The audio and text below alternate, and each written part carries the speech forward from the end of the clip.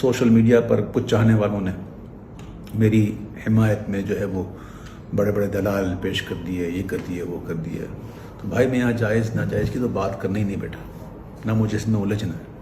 بس میں یہ سمجھتا ہوں کہ ماہ محرم میں یہ ایسی تقریب جو ہیں شادیوں کی یہ مناسب ہی نہیں، لیکن کچھ مجبوریاں انسان کی ہو جاتی ہیں. چونکہ یہ ایک مجبوری کے تحت کیا گیا تو کوئی اس کو دلیل نہ بنائے، یاد رکھیے گا.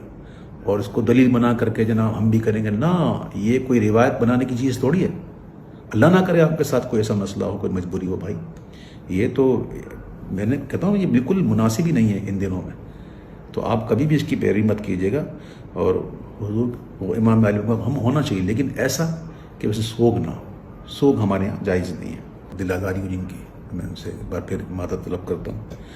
اور آخر میں یہ دعا کرتا ہوں کہ اللہ تعالیٰ ہمیں سرکار دو عالم صلی اللہ علیہ وسلم کی محبت میں، حب صحابہ میں اور حب اہل بیت رضوان اللہ تعالیٰ عنہم میں ہمیں جینا نصیب فرمائے، اور انہیں کی محبت میں موت نصیب فرمائے. اللہ تعالیٰ میری دعاؤں کو قبول فرمائے. آمین یا رب العالمین. الحمدللہ میں امیر اہل سنت مولانا محمد الیاس عطار قادری کا تربیت یافتہ ہوں. ان کی صحبت میں رہ چکا ہوں. اللہ کا شکر ہے. فیضان امیر معاویہ عاشق مصطفیٰ حضرت معاویہ زاہد و پارسا حضرت معاویہ خوبرو خوش ادا خوش نما خوش لقا حضرت معاویہ مخلص و با وفا حضرت معاویہ بے گناہ بے خطا حضرت معاویہ بے گناہ بے خطا حضرت معاویہ بے گناہ بے خطا حضرت حضرت. اتوار کو بڑی رات ہے، 22ویں شب اتوار کو جلوس بیعت معاویہ نکلے گا، اور انشاءاللہ مدنی مذاکرہ ہوگا اور لنگر معاویہ بھی کھائیں گے انشاءاللہ. فیضان امیر معاویہ. تمام مومنوں کے آپ پیارے مامو جان، مامو جان ہے، مامو جان ہے، مامو جان ہے. تمام مومنوں کے آپ پیارے مامو جان ہے. ہمیں بہت عزیز ہے یہ نسبت معاویہ. معاویہ کے پیار سے ہمارا بیڑا پار ہے. گناہ بخشوائے گی شفاعت معاویہ. صحابہ تابعین وہ کہ اولیاء دین وہ سب اہل حق نے مانی ہے امامت معاویہ. ہر ایک عدو پہ لعنت خدا کی اور رسول کی ہے، باعث رضائے رب اطاعت معاویہ. یہ وہی شخصیت ہے جس نے امیر شام کے نام کی جھوٹی ایک منقبت بھی پڑی ہوئی ہے. تو پھر تو ہم سمجھ لیں گے نا کہ یہ سب کچھ ناسبیت کے نام کے اوپر ہو رہا ہے، واقعہ کربلا کو ڈائلیوٹ کرنے کے لیے. یہاں پہ بھی یہ جو انہوں نے کیا ہے، اویس رضا قادری حفظہ اللہ تعالیٰ نے جو حرکت کی ہے، کو دینی مسئلے سے کوئی ان کو ہمدردی نہیں ہے، ذہن میں رکھیے گا. یہ سب کچھ انہوں نے کیا ہے ناسبیت کو سپورٹ کرنے کے لیے، چونکہ اس وقت وہ جھنڈا یہ پورے یہ پارٹی اٹھائی ہوئی ہے نا، یہ بے گناہ بے خطا ڈیش ڈیش ڈیش ڈیش. یہ کس نے لگوائے ہیں نعرے؟ ان کو کہ ایک دفعہ نعرہ لگایا نا، بے گناہ بے خطا عمار ابن یاسر جسے قتل کیا گیا جنگ صفین میں، اور بخاری اور مسلم دونوں میں حدیث ہے عمار کو ایک باغی جماعت قتل کرے گی، عمار انہیں اللہ اور جنت کی طرف بلائے گا، وہ جماعت دوزخ کی طرف بلا رہی ہوگی.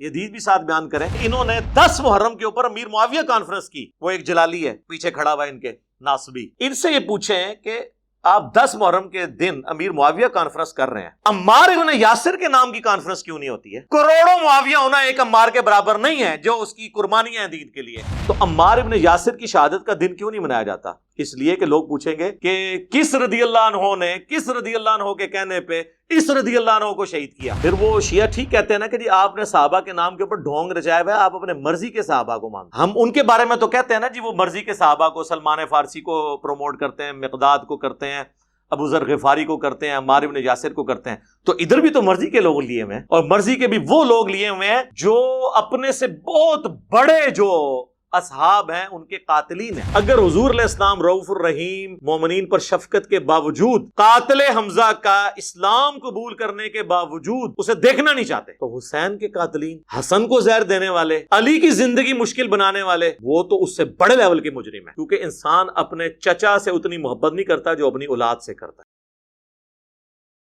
پچھلے دنوں بریلوی مسلک کے معروف نعت خواں اویس رضا قادری صاحب نے اپنے بیٹے بیٹی کی شادی کی تقریب محرم الحرام کے ابتدائی عشرے میں منعقد کی،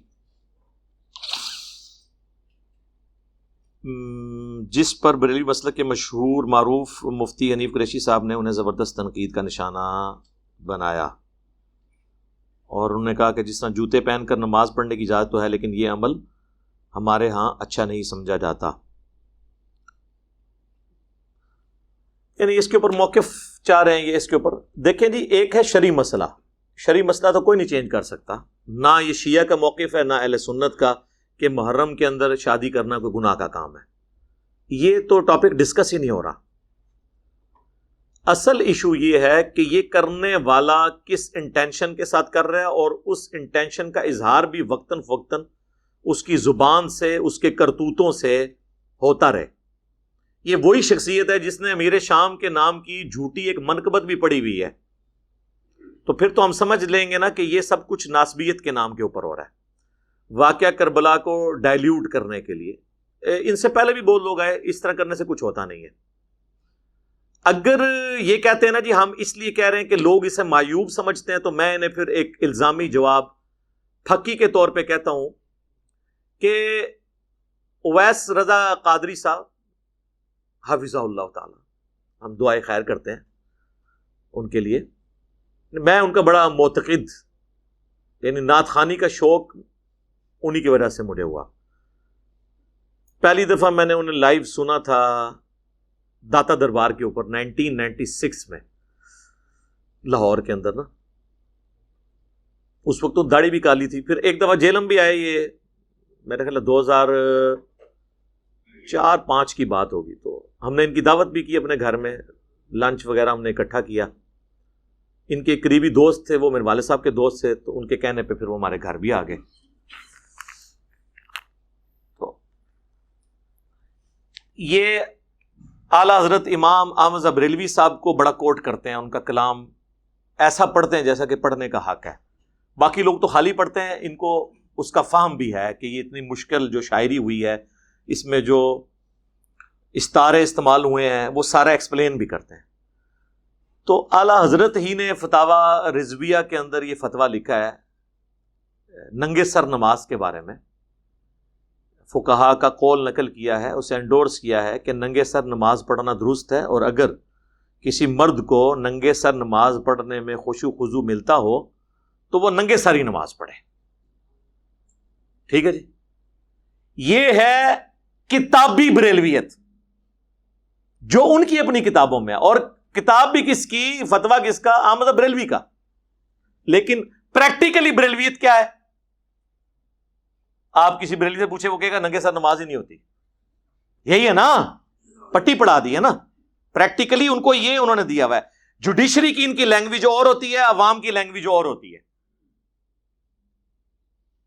تو اب میں اویس رضا قادری صاحب سے کہوں گا، آپ بھی اور آپ کے وہ جو باپا جانی پیر صاحب ہیں، ریاض قادری صاحب، یہ سب لوگ، یہ ایک پورا عشرہ جو ہے ربیع الاول شریف آنے والا ہے، ربیع الاول شریف کا پہلا عشرہ جس میں انہوں نے جلسے جلوس یہ سب کچھ کرنا ہے، یہ سب لوگ ننگے سر کیوں نہیں جلسے جلوس کرتے، اور نماز بھی سب اجتماعی ننگے سر پڑھیں، تاکہ اپنی عوام کو یہ منوا لیں کہ مرد کی ننگے سر نماز ہو جاتی ہے۔ جس طرح انہوں نے محرم میں شادی کر کے یہ منوانے کی کوشش کی ہے کہ محرم میں شادی درست ہے، تو یہ بھی منائے نا پھر۔ اب تو آپ کا کیا خیال ہے، یہ کریں گے؟ اس لیے نہیں کریں گے کہ اس میں ان کے فرقے کا نقصان ہے۔ تو یہ لوگ شرعی مسئلوں کو بالکل فالو نہیں کر رہے ہوتے، ان کے اندر چھپی بھی ناسبیت ہوتی ہے، ایجنڈوں کو فالو کر رہے ہوتے ہیں۔ اور یہ صرف اس کا نہیں ہے، یہ باقی فرقوں کا بھی یہ حال ہے، انہوں نے مسئلے گود لیے ہوئے ہیں۔ دیوبندی پوری زندگی 12 ربیع الاول کے جلوس کو بدعت کہتے رہے، حتیٰ کہ تنگ آ کے انہوں نے شیعہ کے بکس کے اندر یکم محرم کو حضرت عمر فاروق کا یوم شہادت مناتے ہوئے وہ بھی جلوس نکالنے شروع کر دیے۔ سیدنا عمر فاروق رضی اللہ تعالیٰ عنہ ان کے جلسے جلوسوں کے محتاج نہیں ہیں، لیکن ہم پوچھیں گے کہ کروڑوں عمر قربان رسول اللہ کے قدموں پر صلی اللہ علیہ وآلہ وسلم، حضرت عمر کی وفات پہ جلوس نکلے تو وہ سنت ہو، حالانکہ وہ غم کا موقع ہے۔ حضور کی پیدائش کی خوشی میں 12 ربیع الاول یا آپ کے نزدیک 9 ربیع الاول کا جلوس نکالنا بدعت کیوں ہو گیا؟ حضور کا تو مرتبہ زیادہ ہے، نکالے، وہ نہیں نکالیں گے کیوں؟ وہ لیبل نہیں ہے فرقے کا، وہ بریلویوں کا ہے، وہ پہلے ہی انہوں نے بکنگ کرا لی ہے۔ ہاں، انہیں بک نہیں ہو سکتا، یہ مسئلہ بک نہیں ہو سکتا کیونکہ وہ کیش کرا لیا، انہوں نے مان لیا نا سارا کچھ۔ تو یہ ناسبیت ہے، حالانکہ یکم محرم سیدنا عمر کا یوم شہادت ثابت ہی نہیں، میرا اس پہ پورا کلپ ریکارڈ ہے، میں اہل سنت کی تمام سیرت کی کتابیں جو خلفائے راشدین کے بارے میں لکھی گئی، اور یہ مولویوں کی نہیں، محدثین کی، ابن اثیر کی اسد الغابہ، اس کی شرح 8000 صحابہ کے لاتے زندگی ابن حجر اسقلانی نے لکھے الاصابہ، اس کی عبارتیں دکھائی ہیں، الاستیاب امام ابن عبد البر کی، ساری یہ بڑی کتابیں ہیں، سب میں ہے کہ 26 ذوالحجہ 23 ہجری میں سیدنا عمر کی شہادت ہوئی، اور یکم محرم سے پہلے حضرت عثمان کی بیعت ہو چکی بھی تھی، لیکن انہوں نے ضد میں کہا کہ یکم محرم کریں تو چلے ڈائلیوٹ ہو جائے، جلوس نکال رہے ہیں۔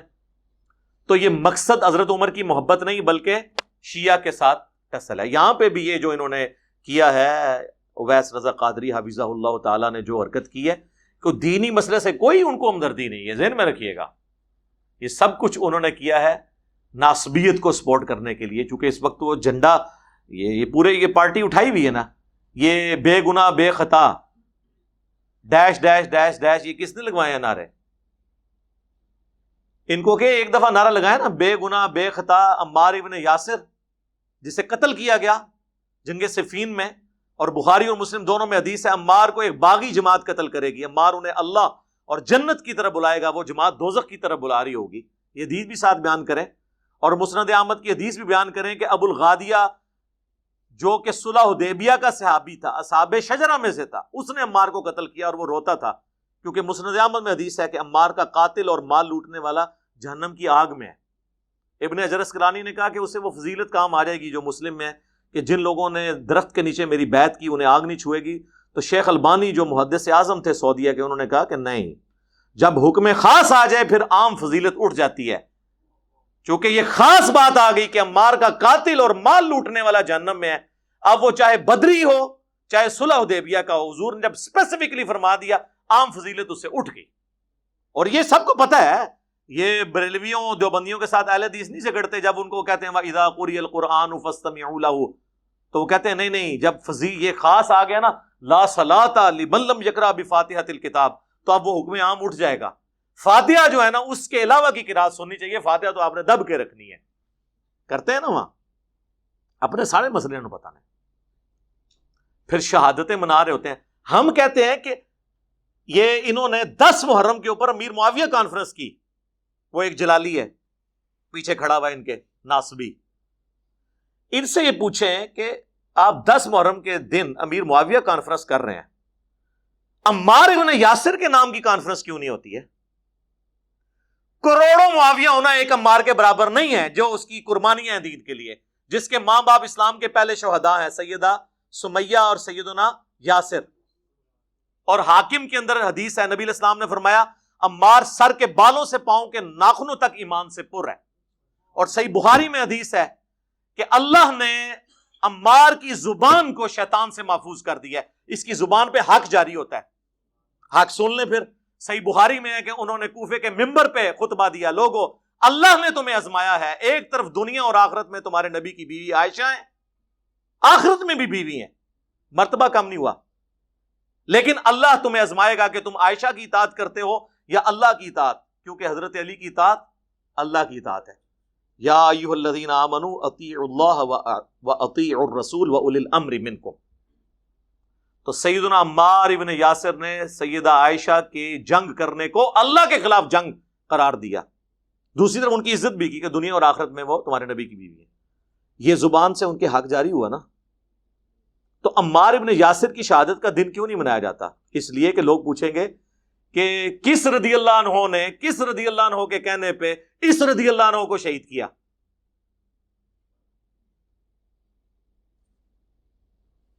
محمد بن ابی بکر کی شہادت کا دن نہیں منانا جو حضرت ابو بکر کا بیٹا ہے اور خال المومنین بھی ہے، مومنین کا ماموں.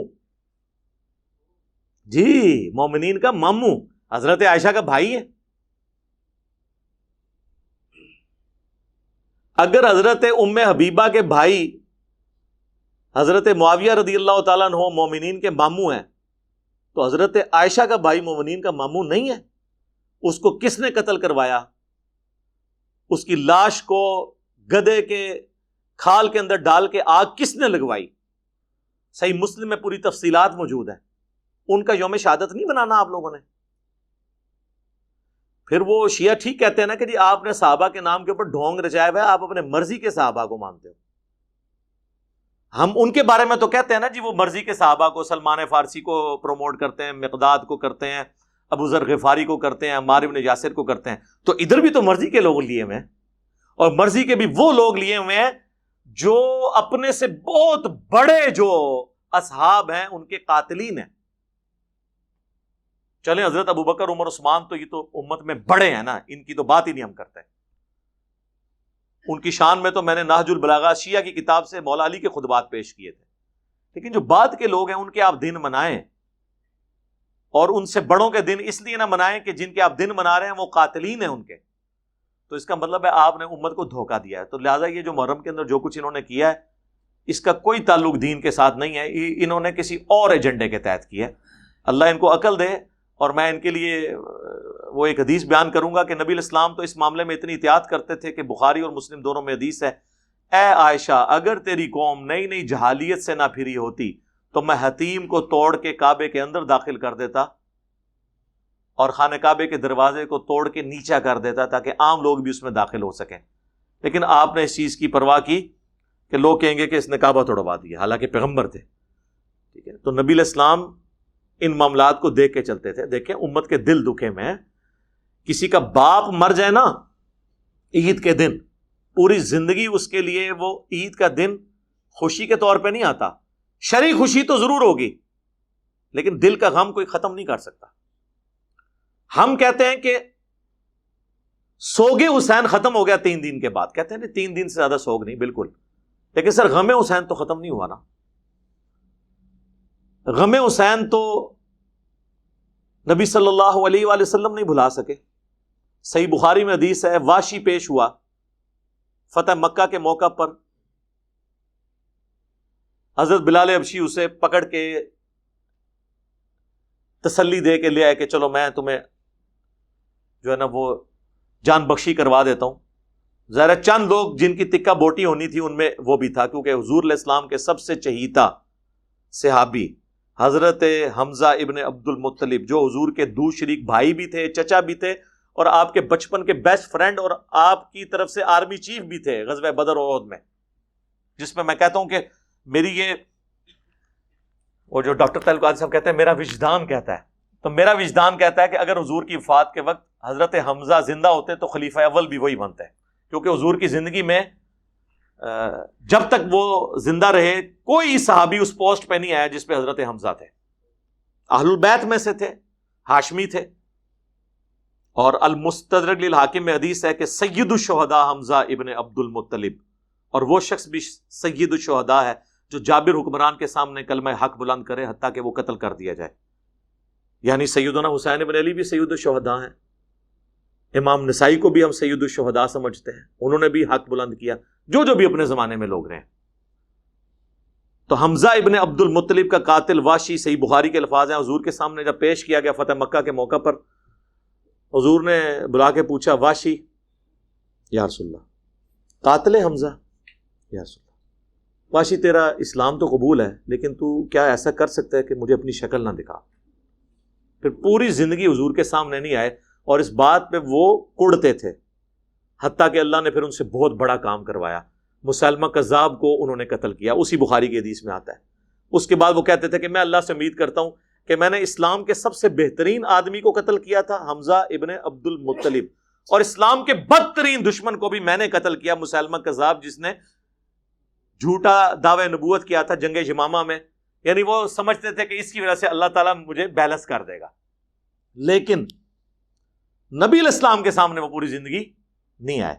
حضور سے زیادہ کون مومن کامل ہے؟ آپ کے بارے میں تو ہے حریص علیکم بالمؤمنین رؤوف الرحیم۔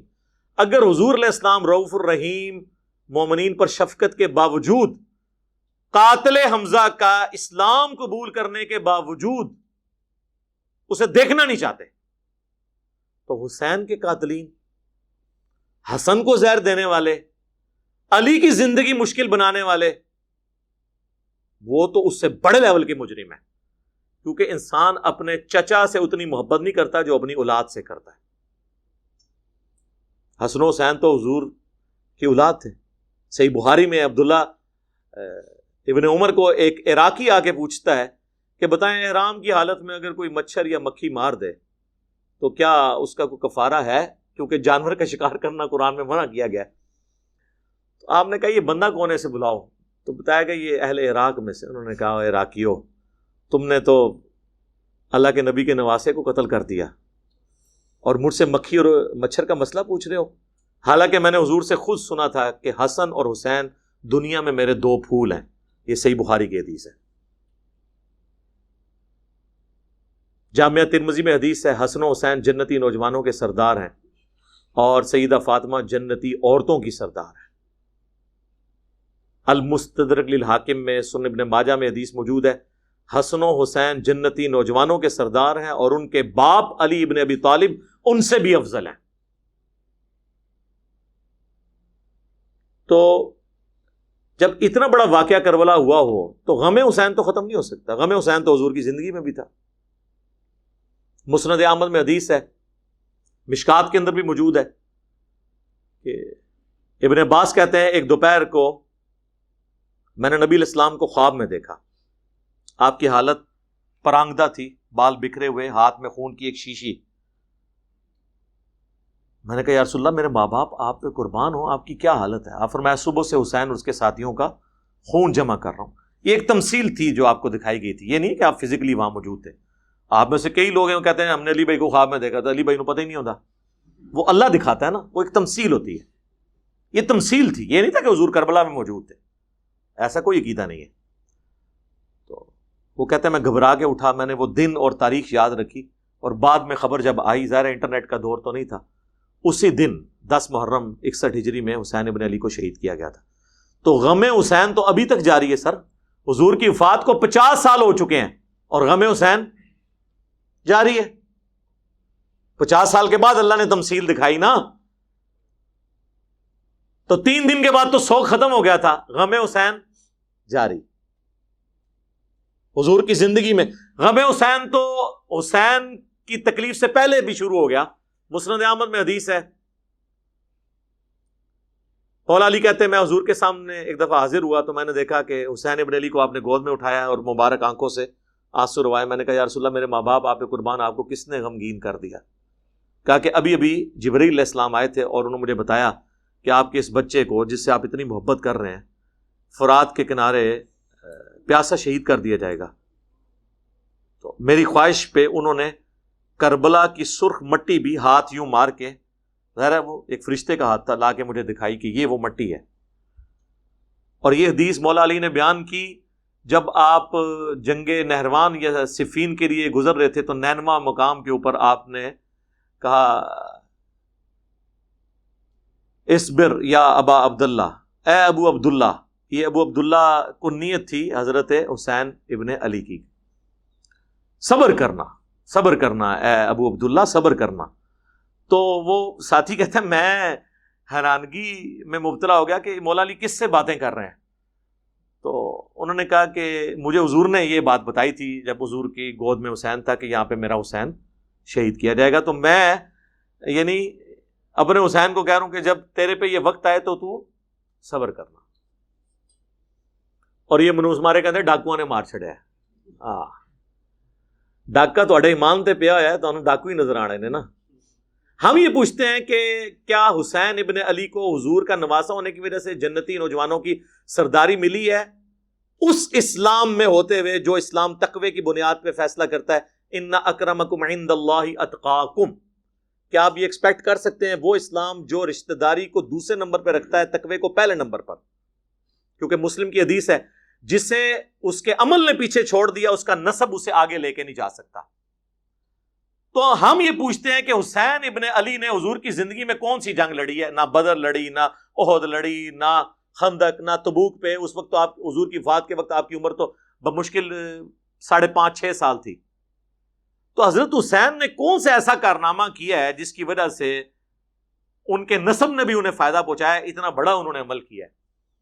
تو وہ یہ کربلا ہی ہے کہ جب سب لوگ مصلحت کا شکار ہو جائیں اس وقت اپنے خون سے اختلافی نوٹ لکھ کے بتا دیا کہ حق کے لیے مختصر جماعت بھی کھڑی ہو یہ پرواہ نہ کرے کہ میرے ساتھ لوگ ہیں یا نہیں ہیں، لیکن سچائی کے لیے کھڑے ہو جائیں. یہ وہ اختلافی نوٹ ہے.